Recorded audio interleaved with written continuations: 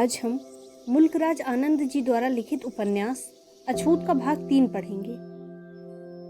ज्यों ही वह उस विचित्र चमकीली दुनिया से बाहर आया जो उसने स्वयं बना रखी थी, उसे एक पत्थर से ठोकर लगी और उसने उसे लानत भेजी। ऊपर की ओर देखते हुए उसने देखा कि धोबी का बेटा रामचरण, मोची का बेटा छोटा और उसका भाई रखा उसे देख रहे थे। वह पानी पानी हो गया, क्योंकि वह अपने आप से बातें करने में तल्लीन था। वे उसे सदा ही बुद्धू बनाते रहते थे, कभी उसके शरीर के वजन की खिल्ली उड़ाकर, कभी उसके कपड़ों के रूप में लेकर, उसके आकार को लेकर जो किसी हाथी के समान था, तथा कभी उसके बाघ की भांति लचीले नितंब के कारण। उसने सोचा कि यदि उन्होंने उसे अपने चेहरे की मालिश करते हुए अथवा अपने से बातें करते हुए देख लिया तो वे अवश्य ही उसकी हंसी उड़ावेंगे, क्योंकि वह जानता था कि उन सबको यह भी पता था कि वह फैशन का दीवाना था। यह एक ऐसी कमजोरी थी जिसे वे उसके साथ बांट भी लेते थे और उसी को लेकर उसकी खिल्ली भी उड़ाते थे। बक्खा सदा ही धोबी के लड़के की बरौनियों तथा बिना भौहों वाली आंखों को लेकर उसे बदला लिया करता था और कहा करता था, यह तो खूब सारे साबुन का प्रयोग करने से आती हैं। रामचरण की और भी अनेक विशेषताएं थी। एक तो ये कि गुलाबो उसकी माँ थी और उसकी प्यारी सी एक इश्कबाज बहन भी थी, और वह खुद भी बौना था, पतला व छोटा सा तथा गधे को हाँकता था, और एक आंख का काना भी था, जिसके कारण वह मजाक का केंद्र बना रहता था। छोटा पर बक्खा कोई हमला नहीं करता था, क्योंकि वो ढंग से तेल लगाकर संवारे गए बाल, खाकी नेकर और सफेद टेनिस जूते पहने हुए गली का सबसे चुस्त लड़का था। बक्खा उसे एक आदर्श जेंटलमैन मानता था और उसकी प्रशंसा करता था, उसका अनुसरण करना चाहता था। उसके साथ उसकी मित्रता घनिष्ठ थी, जिसके कारण वे दोनों चाहे आपस में कोई मजाक भी कर लेते थे जो प्रायः बर्दाश्त करने योग्य होते थे। इधर आबे साले, रामचरण ने अपनी बिना बरौनियों वाली आंख मारते हुए ऊपर देखते हुए कहा, मैं तेरा जीजा बनना चाहता हूँ, अगर तू बनने दे तो। धोबी के लड़के की मामूली सी गाली को मजाक में लेते हुए बक्खा ने कहा। सब जानते थे कि बक्खा उसकी बहन का प्रशंसक था। अच्छा, उसकी तो आज शादी हो रही है, इसलिए तुझे देर हो गई है, रामचरण ने उत्तर दिया। रामचरण यह सोचकर खुश था कि बक्खा अब उसके साथ ऐसा मजाक दोबारा नहीं कर सकेगा। अच्छा, तभी आज तूने ऐसे बढ़िया कपड़े पहन रखे हैं, बक्खा ने कहा। वाह, क्या शानदार बास्केट है, थोड़ी सी उधड़ी हुई है, मखमल पर सुनहरी धागा, तो इस पर इस्त्री क्यों नहीं करता? और यह जंजीर, यह तो मुझे पसंद है। और हाँ, इसके साथ कोई घड़ी भी लगी हुई है या यह सिर्फ फैशन के लिए है? यह सुनकर रामचरण लाल तो हो गया, लेकिन शांत हो गया। इस बातचीत को सुनते हुए छोटा चुपचाप बैठा मुस्कुराता रहा। रखा को सर्दी लग रही थी, क्योंकि उसने अपने फटे हुए और पुराने कोट की आस्तीनों से अपने हाथों को ढक रखा था। यह कोट उसे बक्खा ने दिया था। रखा अपनी बाहों को अपनी छाती से चिपकाए हुए था। कुछ दूसरे अछूत अपनी कमीजों और पैंटों की चुन्नटों में से निकल निकल कर जुए मार रहे थे और धूप में बैठकर इतना सुख प्राप्त कर रहे थे कि उन्हें ऊपर देखना भी गवारा नहीं था। जब वे अपने काले हाथ पांव दिखाते हुए धूप में बैठे थे तो उनमें एक जिज्ञासा और कुछ ढीलापन दिखाई दे रहा था। लगता था कि उनके कुछ भीतर है जो बाहर निकलने को आतुर है, मानो वे नया जन्म लेना चाहते हों। उनके एक कमरे वाले घरों की काली और पतली छोटी छोटी गंदी जेल की सी कोठरियों का दोष उस खुली हुई हवा में छुपा हुआ है। वे चुप थे, मानो स्वतंत्रता का बोझ उठाने में असमर्थ हों। परमात्मा ने उनकी उन रहस्यमयी गांठों को काट दिया था जिनके द्वारा उन्होंने अपने आप को बांध रखा था। इसने उनके अंतर मन को पिघला दिया था। उनकी आत्माएं इस अचरज को, इसके रहस्य को और चमत्कार को देख रही थी। कुछ समय पहले उन्होंने सिर हिलाकर बक्खा का अभिवादन किया था, लेकिन बक्खा उन्हें अपने से नीचा मानता था, क्योंकि वह अंग्रेजी बैरकों से अनेक प्रकार की जानकारी प्राप्त कर चुका था। वह अब भी उन्हें अपना पड़ोसी मानता था। अपने परिजन जिनके जीवन का विचार और भावनाओं के साथ उसने समझौता कर लिया था। वह केवल कुछ ही क्षणों के लिए उनके पास खड़ा हुआ था, फिर भी वह उस अजीब एवं रहस्यमय भीड़ का एक भाग बन गया था जो धूप सेक रही थी। ऐसी भीड़ का हिस्सा बनने के लिए किसी प्रकार की सहृदयता अथवा अभिवादन की आवश्यकता नहीं होती, क्योंकि संसार में धूप और प्रसन्नता की कोई कमी नहीं है। इस प्रकार की निम्न वर्ग की गंदगियों के लिए, धरती के इस कूड़े कचरे और मानवता के कूड़े के इस ढेर के लिए, मौत जैसे जीवन के लिए केवल मौन, कठोर मौन, संघर्ष करता हुआ मौन छाया हुआ था। एक बार बक्खा उनके साथ आ गया तो उन्हें लगा कि सुहानी सुबह आ गई। क्यों बे बक्खे, आज तू कहाँ जा रहा है? छोटा बोला। सूरज की धूप में उसका काला व चिकना चेहरा चमक रहा था। मेरा बापू बीमार है, इसलिए मैं उसकी जगह पर सड़क और मंदिर के आंगन में झाड़ू लगाने जा रहा हूँ, बक्खा ने उत्तर दिया। फिर वह अपने भाई की ओर मुड़कर बोला, ओए रखिया, आज सवेरे तू कहाँ भाग गया था? बापू बीमार हैं और मेरे न जाने के कारण शौचालयों का सारा काम पड़ा हुआ है। मेरे भाई, जा घर की ओर दौड़ जा, सोहनी ने तेरे लिए भी चाय बनाकर रखी हुई है। छोटे कद के व लंबे चेहरे वाले काले व गोल मटोल रखा ने अपने भाई की फटकार का बुरा तो मनाया, लेकिन वह शीघ्र ही खड़ा हो गया और नाराज होते हुए भी घर की ओर चल दिया। तू मत जा, मत जा, रामचरण ने शरारत करते हुए रखा के पीछे कहा। तेरा यह भाई तो जेंटलमैन बनना चाहता है, सड़कों पर काम करना चाहता है और तुझसे शौचालयों की गंदगी साफ करवाना चाहता है। ओए साले, बकबक मत कर, बक्खा ने मजाक में कहा। उसे जाने दे, कुछ काम करने दे। आ गुटी खेलते हैं, छोटा बोला। उसने रेड लैम्प सिगरेट का पैकेट अपनी जेब से निकाला और देखने लगा कि उसमें कितनी सिगरेट है, ताकि वह बक्खा को भी एक सिगरेट दे सके।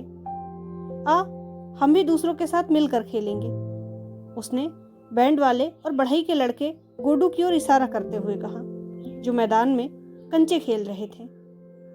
आ, हम भी कुछ पैसे जीत जाएंगे, छोटा ने आग्रह किया। नहीं, मुझे काम पर जाना है, बक्खा ने उसकी सलाह को ठुकराते हुए कहा। बापू मुझे देख लेगा तो नाराज होगा, बुढ़े को कुछ देर के लिए भूल जाना। आ, छोटा ने विश्वासपूर्ण ढंग से आग्रह किया। आ आ, रामचरण ने भी उसे उकसाया। वे सब कामचोर थे और उनके माँ बाप भी उन्हें बुला सकते थे, लेकिन उन्हें तो खतरों से खेलने की आदत थी।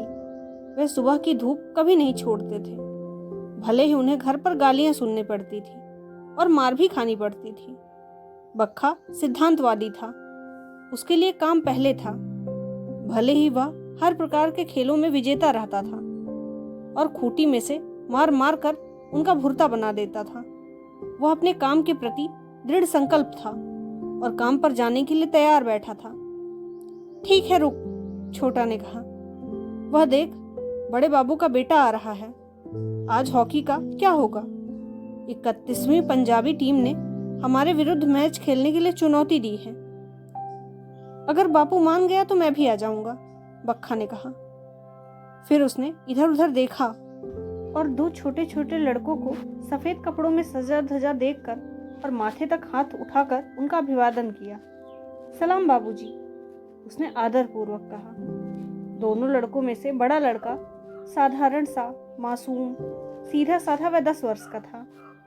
वही गहरे शरीर का हृष्ट पुष्ट, चपटी नाक वाला और उठे हुए गालों वाला था। वह पलटकर मुस्कुराया। छोटे लड़के की आयु लगभग 8 वर्ष थी। उसकी काली आंखों में चमक थी। उसका चेहरा अंडाकार व शरारतपूर्ण था और सिर से लेकर मुंह, मोटे निचले होंठ और ठोड़ी तक उसका प्रत्येक लक्षण जीवंत था।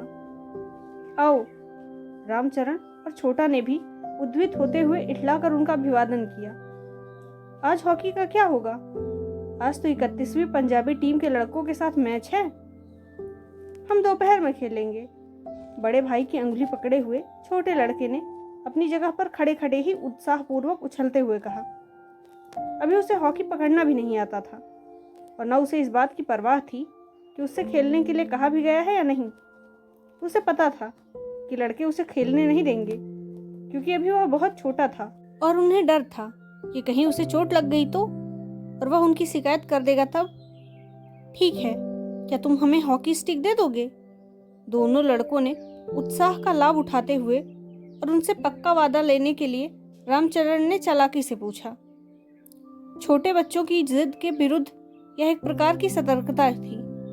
यदि दोपहर में उसका झुंड बन गया तो भी उसे खेलने के लिए नहीं कहा जाता। प्रायः ऐसा ही होता था।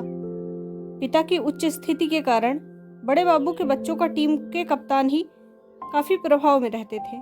उनके पास दर्जन भर से अधिक हॉकी स्टिक थी। 38वीं डोगरा बॉयज 11 में प्रायः पड़ोस के गरीब अछूतों के लड़के ही थे, जो दोपहर में अभ्यास मैच के लिए उधार हॉकी स्टिक के लिए बड़े बाबू के बच्चों की उदारता पर निर्भर रहते थे। दोनों लड़कों में से बड़ा बहुत ही उदार था। अछूतों के साथ खेलने के लिए वह अपनी माँ की गालियां भी प्रसन्नतापूर्वक सहन कर लिया करता था, लेकिन छोटे को मनाने के लिए उसकी खुशामद करनी होती थी। हाँ, मैं हवलदार चरत सिंह से एक नई हॉकी स्टिक और एक नई बॉल खरीद कर लाया हूँ, छोटे बच्चे ने कहा। फिर अचानक चिढ़कर वह अपने भाई की ओर पलटा, उसे टहोकर मारा और आश्चर्य से बोला, आओ, क्या तुम स्कूल नहीं जाओगे? हमें देर हो रही है। बक्खा ने उस प्रदीप उमंग को देखा जिसके कारण उस छोटे बच्चे का चेहरा खिल उठा था। स्कूल जाने की उत्सुकता, पढ़ना लिखना कितना अच्छा होता होगा। स्कूल जाने के बाद कोई अखबार भी पढ़ सकता है, साहब लोगों के साथ बातचीत भी कर सकता है। तब पत्र प्राप्त होने पर भी उसे पढ़वाने के लिए किसी के पास जाना नहीं पड़ेगा और पत्र लिखने के लिए किसी को कुछ देना भी नहीं पड़ेगा। वह हीर रांझा पढ़ना चाहता था, पर वह ब्रिटिश बैरकों में था, तो उसकी बड़ी प्रबल इच्छा थी कि ब्रिटिश सिपाहियों की भांति वह भी डिसमिस डिसमिस बोले। ब्रिटिश बैरकों में उसके चाचा ने उसे बताया था कि पहले पहल उसने भी साहब बनने के लिए स्कूल जाने की इच्छा प्रकट की थी, और स्कूल जाने के लिए वह रोया और चिल्लाया भी था। लेकिन फिर उसके बापू ने उसे बताया कि स्कूल तो बाबू लोगों के लिए बने थे, दरिद्र भंगियों के लिए नहीं। उस समय वह इसका कारण नहीं समझ सका था। बाद में ब्रिटिश बैरकों में रहते हुए वह समझ गया कि उसके पिता ने उसे स्कूल क्यों नहीं भेजा। वह एक भंगी का बेटा था और कभी बाबू नहीं बन सकता था। वह अभी तक अनुभव करता रहा है कि वहाँ ऐसा कोई स्कूल नहीं था जो उसे अपने यहाँ दाखिल कर लेता, क्योंकि दूसरे बच्चों के अभिभावक अपने बच्चों को निम्न जाति के बच्चों से छू जाने के कारण उन्हें भ्रष्ट होता नहीं देख सकते थे। उसने सोचा, यह सब कितना अजीब है, क्योंकि हॉकी खेलते समय अधिकतर हिंदू बच्चे जानबूझकर उसे छू लेते थे और इसको स्कूल जाने पर भी शायद कोई चिंता नहीं करते। लेकिन अधिकारी यह सोचकर अछूतों को नहीं पढ़ाते थे कि कहीं पढ़ाते समय उनकी अंगुलियां अछूतों की पुस्तकों या कापियों से छू न जाए, अन्यथा वे भ्रष्ट हो जाएंगे। वे बूढ़े हिंदू बड़े निर्दयी थे। फिर वह तो भंगी था, वह जानता था, लेकिन जानबूझकर भी इस तथ्य को स्वीकार नहीं कर सकता था। उसने 6 वर्ष की आयु से ही शौचालय में काम करना शुरू कर दिया था और वंश परंपरा से चले आ रहे थे उसी काम को स्वीकार किया था। लेकिन वह साहब बनने के सपने देखा करता था। अनेक बार उसे अंतः प्रेरणा हुई कि वह अपने पाप पढ़े। ब्रिटिश बैरकों में काम करते हुए उसकी कल्पनाओं को पर लग गए थे। वह प्रायः एकांत में बैठकर यह जानने का प्रयास किया करता था कि पढ़ना लिखना कैसा होता है। हाल ही में वह इंग्लिश प्राइमरी की पोथी भी खरीद लाया था, लेकिन स्वयं पढ़ना लिखना वर्णमाला से आगे नहीं बढ़ सका। आज जब वह धूप में खड़ा था और बड़े बाबू का छोटा लड़का उत्सुक होकर अपने बड़े भाई के साथ स्कूल जाने के लिए घसीट रहा था, तो उसे बड़े बाबू के बेटे से स्वयं को पढ़ाने के लिए पूछने की अंतः प्रेरणा हुई। बाबूजी, उसने बड़े लड़के को संबोधित करते हुए कहा। अब आप कौन सी क्लास में हैं? 5वीं में, लड़के ने उत्तर दिया। तब तो आप पढ़ना भी खूब जानते होंगे। हाँ, लड़के ने उत्तर दिया। अगर आप मुझे एक पाठ रोज पढ़ा दिया करें तो आपको तकलीफ तो नहीं होगी? लड़के को सकपकाते हुए देखकर बक्खा ने कहा। इसके लिए मैं आपको पैसे भी दिया करूंगा। बक्खा ने अत्यंत धीमे से और हिचकिचाते हुए कहा था। प्रत्येक शब्द के साथ बक्खा की विनम्रता बढ़ती जा रही थी। बाबुओं के लड़कों को पर्याप्त जेब खर्च नहीं मिलता था। उनके माता पिता कम खर्च थे और शायद ठीक ही सोचते थे कि बच्चों को अनियमित ढंग से नहीं खाते रहना चाहिए, जैसे निम्न जाति के बच्चे करते हैं, बाजार से चीजें खरीद कर खाया करते हैं। बड़े लड़के के मन में किसी से भी छिटपुट 1-2 पैसे लेकर जमा करने की वृत्ति घर कर चुकी थी। उसने कहा, बहुत अच्छा, मैं पढ़ा दिया करूँगा। लेकिन वह विषय को बदल देना चाहता था ताकि पैसों के लिए उसकी इच्छा प्रकट ना हो। लेकिन उसे देखकर बक्खा समझ गया कि वह क्या कहना चाहता है। मैं आपको हर पाठ के लिए 1 आना दिया करूँगा। बड़े बाबू का लड़का ऐसी हंसी हंसा जो उसके लिए बड़ी विचित्र थी। उसने अपनी सहमति दे दी और किसी साहूकार की भांति बोला, पैसों की कोई बात नहीं है, तो क्या आप आज दोपहर से ही आरंभ कर दें? हाँ, लड़का राजी हो गया था और इस बात को पक्का कर लेना चाहता था। लेकिन उसका भाई इस समय चिड़चिड़ा हो रहा था।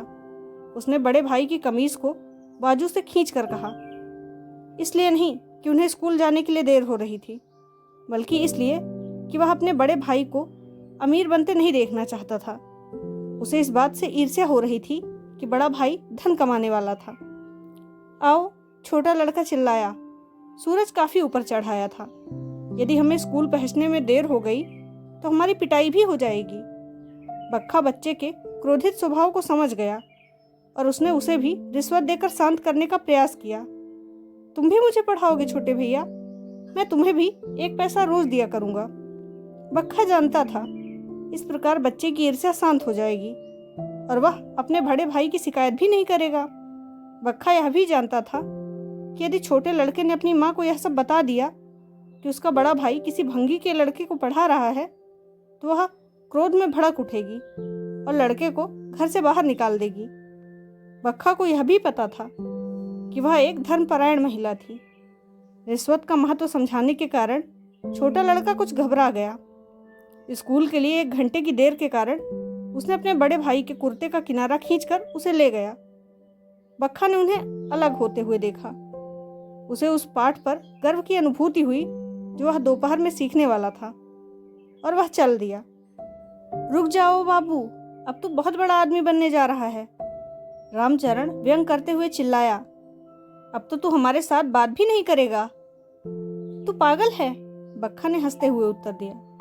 मैं जरूर जाऊंगा, सूरज चढ़ रहा है, मुझे पहुंचकर अभी मंदिर का गन साफ करना है।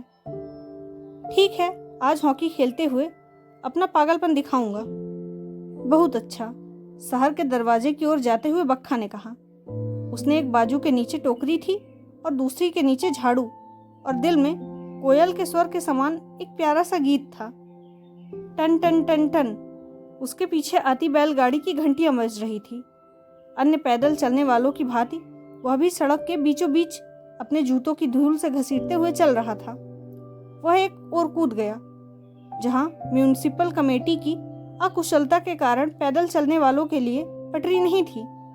जब वह सड़क पर जा रहा था तो धूल के महीन कण उसके चेहरे पर आ चिपके थे, और बैलगाड़ी पहियों से बनी चिन्हों को देखकर उसे बड़ी प्रसन्नता हुई थी। शहर के दरवाजों के पास असंख्य दुकानें थी, जहां कुछ दूर बने शमशानों में मुर्दों को जलाने के लिए लकड़ियां बेची जाती थीं। उनमें से एक दुकान के पास कोई 100 यात्रा आकर रुक गई थी। वह लाश को एक खुली सीढ़ी पर ला रहे थे।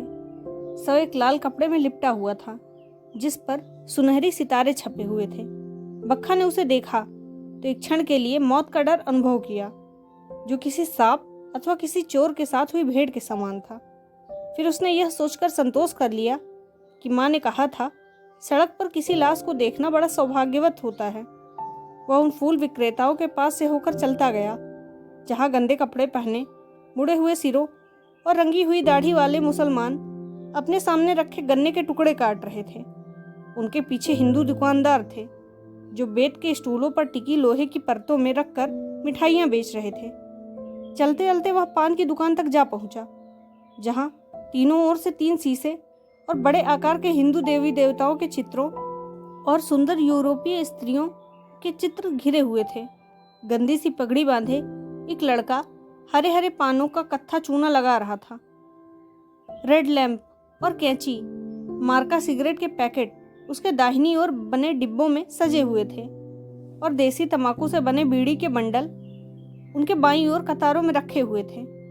शीशे में अपना चेहरा देखकर बक्खा ने कुछ शर्म महसूस की, लेकिन घूमते हुए उसकी आंखें सिगरेट के पैकेट पर जा टिकी। वह यकायक रुक गया और अत्यंत विनम्रतापूर्वक दुकानदार की ओर देखते हुए उसने अपने हाथ जोड़े और यह जानने की प्रार्थना की कि क्या यह रेड लैंप का एक पैकेट खरीदने के लिए वहाँ एक सिक्का रखा जा सकता है। दुकानदार ने अपने पास रखे एक तख्ते की ओर इशारा कर दिया। बक्खा ने अपनी इकन्नी वहाँ रख दी। पान वाले ने उस जगह से थोड़ा सा पानी लेकर इकन्नी पर छिड़का, जिससे वह कभी कभी पान के पत्तों पर पानी छिड़का करता था। इस प्रकार इकन्नी को शुद्ध करके दुकानदार ने उसे उठा लिया और पेटी में फेंक दिया। फिर उसने बक्खा की ओर रेड लैंप सिगरेट का एक पैकेट उछाल दिया, जैसे कोई कसाई अपनी दुकान के आगे सूखते फिरते किसी कुत्ते के आगे हड्डी फेंक देता हो। बक्खा ने पैकेट उठाया और चलता बना। फिर उसने वह पैकेट खोला और उसमें से एक सिगरेट निकाली। उसे याद आया कि वह माचिस की डिब्बी खरीदना तो भूल ही गया। वह अत्यंत विनम्रतापूर्वक वापस लौटा, मानो वह समझ गया हो कि भंगी के लड़के को लोगों के सामने कमजोर ही दिखाई देना चाहिए, मानो किसी भंगी का सिगरेट पीते हुए दिखाई देना परमात्मा के प्रति कोई अपराध हो। बक्खा जानता था कि इस प्रकार गरीब लोगों द्वारा अमीर लोगों की भांति सिगरेट पीना धृष्टता माना जाता है, लेकिन वह उसी प्रकार सिगरेट पीना चाहता था। वह केवल यह चाहता था कि जब वह अपनी झाड़ू व टोकरी ले जा रहा हो तो कोई उसे देख न ले। उसने एक मुसलमान को देखा जो रास्ते के किनारे पर बनी नाइयों की खुली दुकानों के सामने धूल के बिछे गद्दे पर बैठा अपना हुक्का गुड़गुड़ा रहा था। मियाँ जी, क्या आप मुझे अपने हुक्के के कोयले का एक टुकड़ा देंगे? उसने अनुरोध किया। अगर तुम कोयले से अपनी सिगरेट सुलगाना चाहते हो तो इस तरफ नीचे झुककर सुलगा लो, नाई ने उत्तर दिया। बक्खा किसी के साथ इस प्रकार खुलकर बात करने का आदी नहीं था, मुसलमानों के साथ भी नहीं, जिन्हें हिंदू अछूत मानते थे, और इसलिए बक्खा उन्हें अपने नजदीक मानता था। वह किरकंत विमूढ़ हो गया, लेकिन उसने नीचे झुककर अपनी सिगरेट सुलगा ली। जब वह चहलकदमी करते हुए सिगरेट फूंक रहा था तो बड़ा प्रसन्न और चिंता मुक्त अनुभव कर रहा था।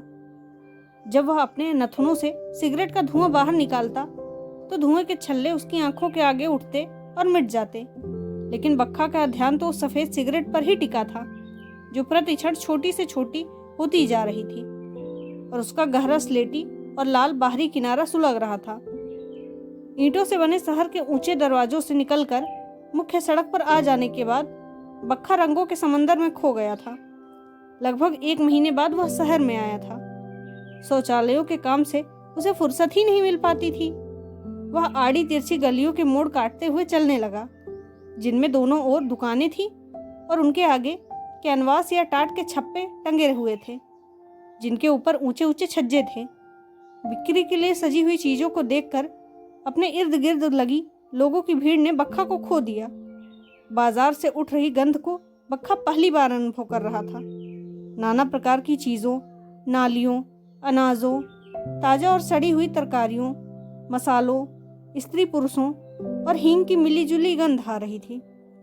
वहां रंग ही रंग बिखरे टोकरियों में लाल, नारंगी और जामुनी रंग के फल कतारों में पेशवारी फल विक्रेताओं के चारों ओर सजे हुए थे, जो सिल्क की नीली पगड़ियों, सुनहरी कढ़ाई की हुई लाल मखमल की बास्केटों और लंबे सफेद कुर्ते और सलवार पहने हुए थे। खून से सना गोश्त कसाई के पीछे लटका हुआ था, जो लकड़ी के एक लड़ते पर रखकर उसका कीमा बनाने में लगा हुआ था, और उसके सहायक उसे सीखों में लगाकर लकड़ी के कोयले की आग पर सेक रहे थे या फिर लोहे की काली कढ़ाइयों में भून रहे थे।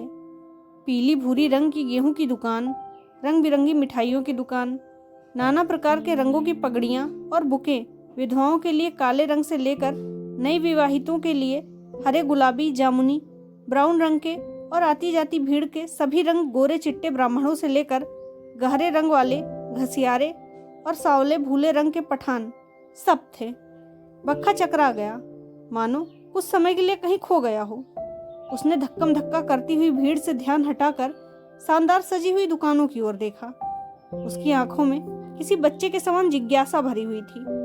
कभी वह किसी लकड़हारे के कौशल को देखना चाहता था तो वो कभी किसी दर्जी के सिलाई मशीन चलाते।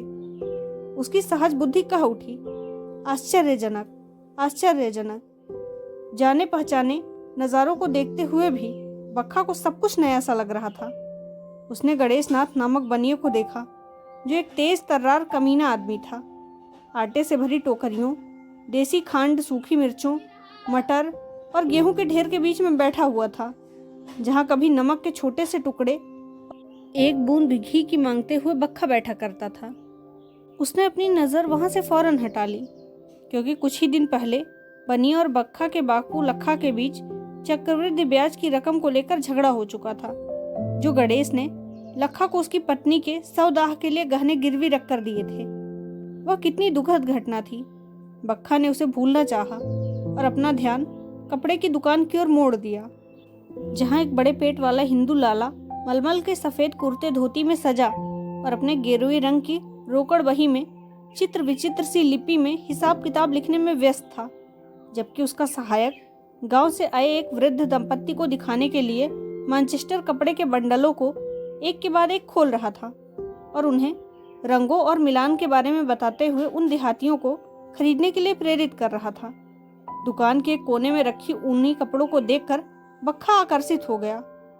उस कपड़ों से वह साहब लोगों के सूट बनवाया करता था। देहाती दंपति के सामने एक अन्य कपड़ा भी खुल पड़ा था।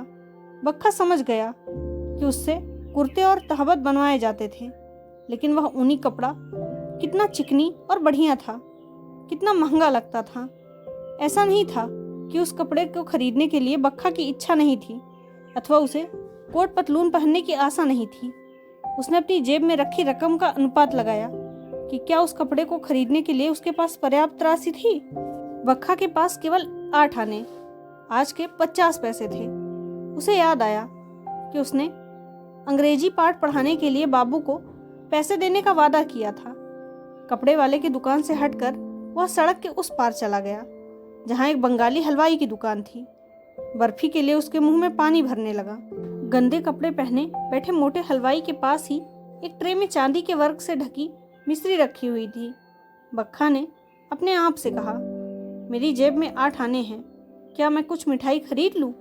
अगर बापू को पता चल गया कि मैंने अपने सारे पैसे मिठाई पर खर्च कर दिए हैं तो। उसने सोचा और हिचकिचाया, पर चलो, जीने के लिए एक ही जिंदगी तो मिली है, कौन जाने कल मैं रहूंगा या नहीं। उसने एक कोने में खड़े होकर और छिपकर यह देखने के लिए दुकान पर निगाह डाली कि ऐसी कौन सी चीज है जिसे वह खरीद सकता है। उसकी नज़र ने सभी अच्छी चीज़ों का मुआयना किया। रसगुल्ले, गुलाब जामुन और लड्डू, वे सब कितने मोटे मोटे थे, रस में डूबे हुए। उसने सोचा कि वे सस्ते नहीं होंगे और उसके लिए होंगे भी नहीं, क्योंकि दुकानदार भंगियों और गरीब लोगों को सदा ही धोखे देते हैं। अछूतों के साथ व्यवहार करते समय उनसे महंगे दाम लेते हैं, मानो प्रदूषण फैलाने के बदले वह यह सब कर रहे हों। उसे जलेबियां दिखाई दी। वह जानता था कि वह सस्ती थी। वह पहले भी जलेबियां खरीद चुका था। बक्खा जानता था कि जलेबियां 1 रुपए की एक सेर आजकल का लगभग 1 किलो बिकती थी। 4 आने की जलेबियां, बक्खा ने धीमी आवाज से कहा और कोने से निकलकर आगे आ गया।